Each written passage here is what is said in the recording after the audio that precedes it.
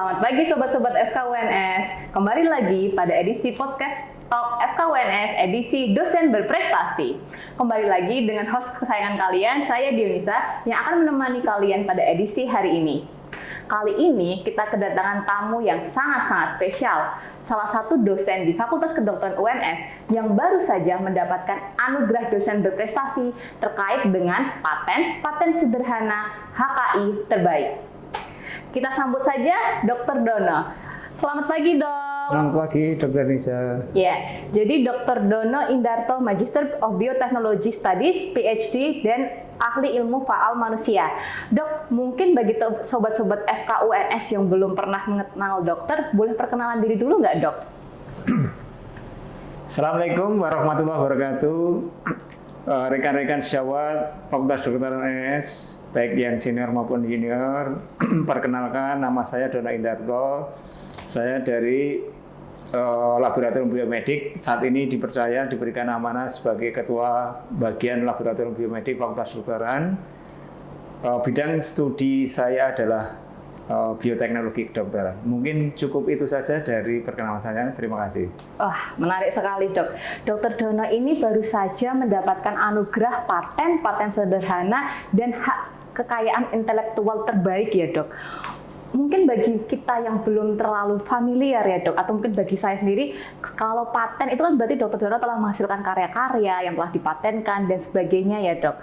Itu pasti luar biasa dan pasti ada kayak jatuh bangunnya ya, Dok.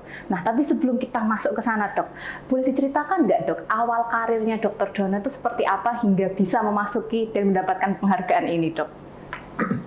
Baik, terima kasih Dr. Dionisa. Sejarahnya cukup panjang, jadi memang kalau kita berada di riset, tentu kita punya tujuan-tujuan yang jelas. Jadi terutama karena bidang studi saya adalah bioteknologi kedokteran, jadi kami menggali sebanyak mungkin bahan-bahan alam yang ada di Indonesia, yang di situ potensial untuk dikembangkan sebagai alternatif untuk obat apapun, jadi tidak terbatas untuk obat, tapi juga mungkin untuk suplemen. Nah, terkait dengan awal karir saya di dalam mengeksplorasi bahan alam, itu kami mulai di tahun 2017. Pada waktu itu kami bekerja sama dengan mahasiswa dari Magister Ilmu Gizi, dan saya juga mendapatkan inspirasi dari senior yang ada di bagian ilmu faal, bahwa ada sesuatu hal yang sangat menarik, yaitu biji salak. Nah, biji salak, terutama adalah biji salak pondok dalam hal ini. Nah, waktu itu senior yang saat ini sudah almarhum menyampaikan bahwa ini bentuknya itu seperti tetes darah dan kemungkinan banyak mengandung Fe-nya. Nah, waktu itu saya tertantang dengan apa yang beliau ucapkan, dan kemudian saya realisasikan dengan bekerja sama dengan mahasiswa di ilmu gizi, karena waktu itu saya juga sudah sebagai status sebagai dosen, salah satu dosen ilmu gizi, dan juga pembimbing untuk tesis. Mungkin itu awal ceritanya. Oh, itu awal ceritanya ya, Dok. Mungkin dari awal cerita biji salak pondok itu ya, Dok. Apa yang mungkin telah dikembangkan atau didapatkan tadi ya, Dok? Yang tadi saya dengar kayaknya ada Fe atau zat besinya yang banyak. Apakah itu terbukti, Dok? Baik. Terima kasih. Dari penelitian-penelitian sebelumnya itu memang tidak spesifik menyatakan untuk kandungan vitamin, mineral, dan zat gizi makro. Jadi di situ ada karbohidrat, kemudian lemak, protein. Itu tidak secara jelas di situ disampaikan.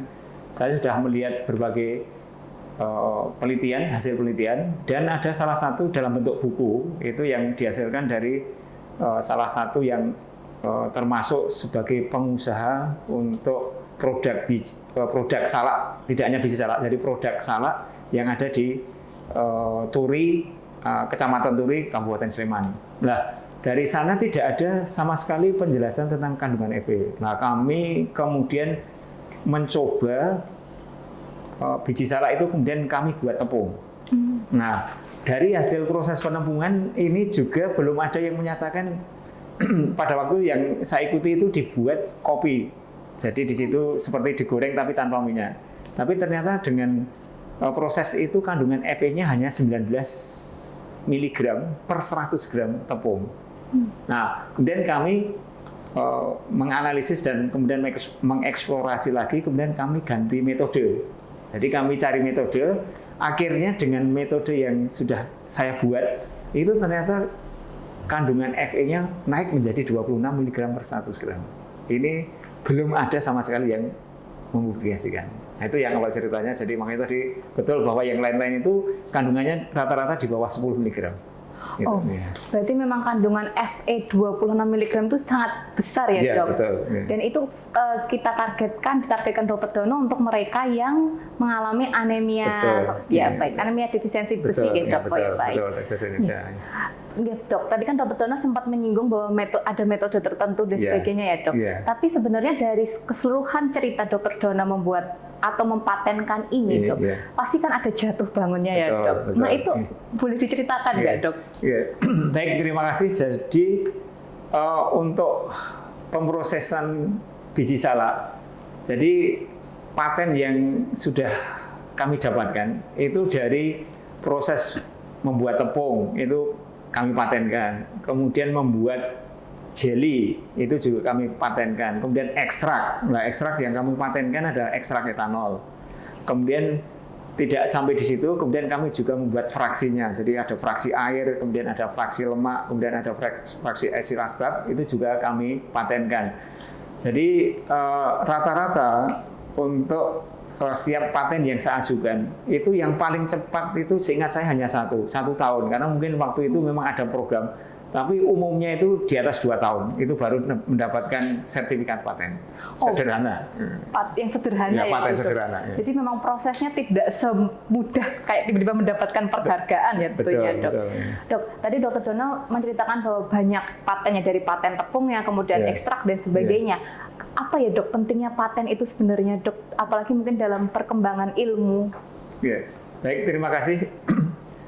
Jadi saya terinspirasi dan juga ada masukan dari reviewer dari Dirjen Kekayaan Intelektual bahwa kalau kita menemukan suatu metode dan itu nanti sangat berharga di dalam untuk hilirisasi, untuk produk yang akan dihasilkan.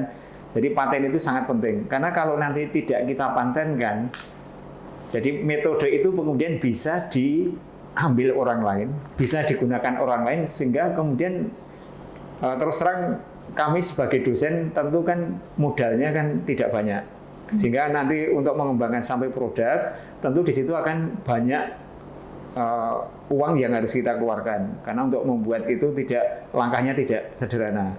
Nah, dengan kita sudah ada jaminan bahwa metode yang kami buat itu adalah sayang dan teman-teman dan tim yang memiliki, sehingga mereka tidak bisa menggunakan begitu saja. Jadi kalau nanti mereka ketahuan menggunakan, kami bisa menuntut bahwa di jalur hukum saya bisa mendapatkan kompensasi itu. Mungkin ini sebagai salah satu contohnya. Berarti memang paten itu sangat penting ya, Dok, untuk kegiatan ketika kita menemukan sesuatu ya, Dok. Baik, Dok. Saya tahu kalau Dr. Dono ini sangatlah super sibuk ya, Dok, mengerjakan kegiatan perkuliahan, kemudian pembimbingan tesis, disertasi dan sebagainya. Apa, Dok, motivasi untuk tetap melakukan penelitian hingga mematenkannya itu sendiri, Dok? Ya. Seperti di rencana awal, jadi inspirasi dari senior saya dan juga ini tuntutan dari universitas bahwa kalau hasil riset itu tidak berhenti hanya dalam bentuk tulisan, dalam bentuk karya ilmiah, dalam bentuk tesis ataupun disertasi, tetapi ini akan ada produk yang nantinya di situ akan sangat berguna bagi masyarakat. Jadi tentu ada hilirisasi.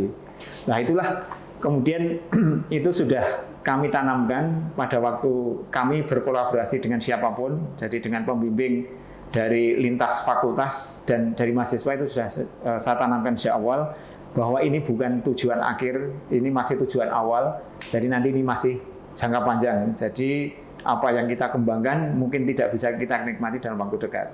Sehingga dengan cara itu kami menyampaikan gagasan itu, kami sampaikan ke mahasiswa dan tentu mahasiswa ikut memikirkan. Jadi tidak saya sendiri yang berpikir, jadi mahasiswa juga ikut berpikir. Begitu nanti ada sesuatu hal yang mungkin apakah itu temuan atau hambatan, kemudian kita diskusikan bersama. Itulah yang kami lakukan saat ini. Jadi tidak saya sendiri berpikir, kemudian apa-apa saya sendiri tidak. Jadi kalau seperti itu nanti ya mungkin hasilnya tadi tidak akan sebesar yang mungkin akan kita dapatkan nanti. Mungkin Baik. itu. Baik dok, berarti tadi 2 poin penting dok. Yang pertama ketika kita melakukan paten, berarti kita juga menghilirisasi, memberikan produk dan ini tentunya bisa langsung ke masyarakat. Betul. Ya dok. Dan yang kedua tadi saya mendengarkan dokter Dono menyampaikan bahwa butuh kerjasama atau berarti kolaborasi ya dok dengan mahasiswa untuk bisa mendapatkan paten itu sendiri. Mungkin ini dok, ketika terjadi kolaborasi seperti itu atau mungkin mendapatkan ide-idenya itu bagaimana sih dok prosesnya? Apalagi mungkin bagi kami dosen-dosen muda atau kepada mahasiswa supaya bisa terus mengembangkan ide yang brilian seperti itu dok. Baik, jadi prosesnya itu juga tidak begitu saja. Jadi begitu, ini sambil contoh yang pertama. Jadi waktu di tahun 2017 itu mahasiswa mengerjakan ide saya itu, kemudian mendapatkan tepung biji salak dan kemudian diuji cobakan pada hewan coba, pada tikus model anemia. Nah saat itu hasilnya juga tidak 100% sesuai yang kita harapkan. Jadi ternyata bahwa di situ dosisnya harus besar. Jadi kalau dikonversi ke dosis manusia bisa sampai 10-15 gram sehari. Itu sangat tidak mungkin. Dan kemudian yang kedua, dari apa yang hasil yang kami evaluasi bahwa di situ juga menyebabkan peningkatan leukosit. Jadi di sini kemungkinan ada penolakan dari itu. Nah, belajar dari situ kemudian kami mencoba melanjutkan dari keterbatasan itu kemudian kami lanjutkan untuk penelitian berikutnya. Pada waktu masuk ke ekstrak, hasilnya juga bagus, dosis sudah berkurang, jadi dalam miligram, jadi kalau kami hitung, itu sudah dalam satuan 700 miligram per hari. Itu rasional nanti diberikan kepada manusia. Tetapi lagi-lagi, jadi di situ juga masih ada efek peningkatan jumlah leukosit. Nah, jadi berarti ini kemungkinan ada penolakan pada hewan coba. Kemudian kami lanjutkan dengan vaksinasi. Nah, dengan seperti itu, proses ini tidak berjalan hanya sehari 2 hari. Jadi bisa setahun 2 tahun, kemudian kadang-kadang itu juga terjadi hambatan dan kemudian tidak langsung mendapatkan solusinya. Nah, saat itu mungkin ada teman pas ada kegiatan apa, kemudian kami diskusi, kemudian mereka menyampaikan, oh begini. Akhirnya kemudian saya mendapatkan ada salah satu sebagai mitra kami untuk membuat tepung itu menjadi lebih sederhana lagi. Karena waktu itu kami tepung sendiri, kami menggunakan peralatan sederhana dan memakan waktu. Kemudian dapat teman itu, kemudian mereka pakai mesin, sehingga waktunya lebih singkat. Nah, jadi banyak hal yang kemudian kami lalui itu, prosesnya di situ istilahnya tidak sesingkat yang kita bayangkan. Biasanya kan kalau kita saat ini modelnya kan instan. Berarti kita lakukan, ya berarti hasilnya dapat bagus, itu tidak. Jadi kemudian yang produk yang sudah kami hilirisasi saat ini itu dalam bentuk sebagai makanan tambahan itu ada jelly dan ada cookies. Nah ini juga saat ini juga masih kami sempurnakan. Walaupun itu juga sudah saya daftarkan sebagai merek. Jadi selain tadi kekayaan intelektual yang saya dapatkan tadi ada hak cipta, kemudian ada paten sederhana, dan saya juga mendaftarkan paten merek untuk jelly dan cookies. Nah itu juga sama, kami ujikan kepada remaja dengan anemia, ternyata kenaikan HB-nya cuma 1 gram. Nah berarti ini masih ada tantangan yang kemudian harus kami perbaiki. Jadi tentunya ini proyek-proyek seperti ini ada jangka panjang, tidak bisa kemudian kita nikmati saat ini kemudian langsung ketemu hasilnya dan bagus, itu tidak mungkin itu. Baik dok, berarti memang butuh semangat yang terus dan juga usaha yang persisten ya dok. Ya, tadi saya baru menghitung 8 tahun berarti ya dok, dari sejak dokter berpikir ini biji salak, rondoh, kemudian hingga saat ini pun jelly dan cookiesnya masih harus terus didevelop ya dok. Tapi ya kita doakan semoga segera jadi dok. Amin. Supaya bisa dimanfaatkan tentunya oleh masyarakat ya dok. Baik, Dr. Dono, dengan adanya hak paten sederhana dan mendapatkan penghargaan ini sendiri, bagaimana sih Dr. Dono ini kayak memaknai dari keberhasilan ini sendiri, Dok? Oke, baik.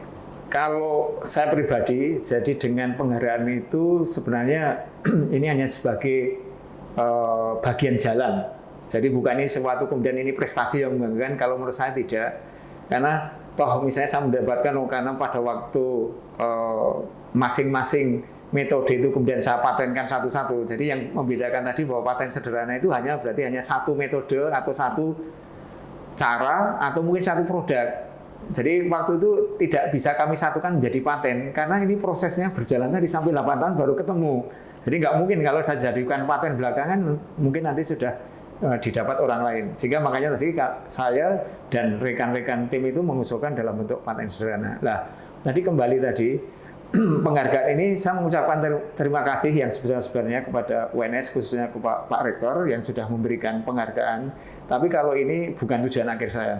Jadi ini misalnya memicu bagi saya sendiri untuk lebih berkarya lagi. Jadi tidak hanya sebatas yang saat ini yang sudah kami dapatkan di anemia, tapi yang lain ini masih juga berjalan. Jadi misalnya untuk yang anti obesitas ini juga masih jalan. Patennya sudah saya masukkan, tapi 2 tahun belum ada tanda-tanda. Sudah kami revisi, sudah kami masukkan. Statusnya saya cek di dalam lamannya DJKI, statusnya masih dalam proses sampai saat ini. Jadi kami tidak tahu pasti. Tapi saya tidak berhenti di situ kemudian berhenti. Tetap apa yang sudah kami hasilkan dan kemudian orang lain belum mematenkan, ini saya patenkan lebih dulu. Jadi harapannya bahwa nanti ke depannya walaupun mungkin tidak saya, nanti ini bisa ada paten karena pemegang patennya adalah UNS. Sehingga nanti rekan-rekan dosen yang ada di Fakultas Kedokteran atau mungkin di riset group ini kemudian dapat menggunakan apa yang kami temukan metode ini nanti untuk penelitian selanjutnya, mungkin itu. Berarti memang jangka panjang ke depan ya dok, bukan hanya saat ini apalagi kalau paten, tapi memang untuk ke depannya ya dok. Baik dok. Dok, mungkin untuk nasihat atau pesan-pesan buat kami dok, generasi muda ataupun adik-adik mahasiswa nih dok. Ya, baik. Jadi intinya kalau kita sudah menekuni di satu bidang, jadi tentu kalau kita ingat bahwa kalau di Fakultas Kedokteran, tentu yang paling banyak orientasinya kan adalah sebagai profesional, sebagai klinisi. Tapi kalau bagi rekan-rekan dosen dan adik-adik mahasiswa yang kemudian memiliki minat di bidang riset, silahkan untuk terus ditekuni. Dan ini juga akan membuat peluang yang sangat besar juga. Maksudnya kalau tadi kemudian kita mendapatkan paten, kemudian paten itu kemudian bisa kita jual ke industri, itu kita sudah mendapatkan royalti, sudah tidak bekerja lagi, itu sudah kita mendapatkan. Ini yang menurut saya ini belum banyak ditekuni, belum banyak dikembangkan di tempat kita. Jadi ini sangat potensial. Kemudian yang kedua, banyak hibah, banyak dana yang ditawarkan, baik itu di lingkungan internal UNS maupun di kementerian ataupun mungkin internasional, banyak menawarkan dana. Nah inilah mungkin ini bisa kita manfaatkan sebagai salah satu sarana kemudian untuk riset yang kita lakukan. Dan jangan lupa bahwa kita adalah tim. Jadi kita tidak bisa bekerja sendiri. Jadi saya sendiri tadi sudah disampaikan Dr. Dionisia tadi bahwa ini diminta untuk mengajar, kemudian di situ ada praktikum dan seterusnya. Jadi waktu harus dibagi. Kalau kemudian kita bekerja sendiri jelas tidak mungkin. Jadi tentu bagi rekan-rekan yang baru masuk ke Fakultas Kedokteran itu tidak salahnya dan kemudian sudah masuk ke dalam riset group, anggota riset group itu sudah tepat. Jadi di situ ada sarana belajar untuk meningkatkan kemampuan riset. Nah dari situlah apa yang sudah didapatkan, yang sudah ditemukan dari senior-senior itulah nanti yang akan melanjutkan untuk regenerasi berikutnya. Nah, bagi adik-adik mahasiswa ini sangat kesempatan yang sangat besar. Makanya silahkan untuk ikut melihat di riset group yang ada di Fakultas Kedokteran. Itu di situ ada banyak ini, sesuaikan dengan bidang kepeminatan Anda sekalian. Itulah salah satu cara Anda kalau tadi misalnya, wah saya ingin meneliti ini tapi tidak punya biaya misalnya. Jadi kemudian kita ikut di dalam riset grupnya dari dosen, itu otomatis di situ kan beliau-beliau juga akan mengusulkan ada pendanaan sehingga kemudian di situ bisa adik-adik mahasiswa kemudian di situ bisa mendapatkan banyak pengalaman bagaimana riset itu dilakukan. Dan tentunya ke depannya itu adalah sebagai pengganti penerus untuk yang dosen-dosen yang ada di Fakultas Kedokteran. Mungkin itu pesannya. Sekali lagi selamat Gedok untuk prestasinya, untuk anugerahnya dalam kategori paten-paten sederhana, kemudian juga hak kekayaan intelektual terbaik. Ya, sobat-sobat FKUNS, baru saja kita mendengarkan hal yang sangat menarik mengenai paten, paten sederhana, dan juga HAKI. Jadi, semoga podcast kali ini bisa menjadi inspirasi buat sobat-sobat FKUNS. Tadi ada beberapa pesan nih dari Dr. Dono. Yang pertama, terus tekuni. Kemudian yang kedua, kerjasama yang baik sebagai sebuah tim. Dan yang terakhir, ada loh beberapa dana hibah, jangan lupa diraih. Begitu saja teman sobat-sobat FKUNS untuk podcast pada pagi hari ini. Terima kasih, sampai jumpa pada podcast selanjutnya.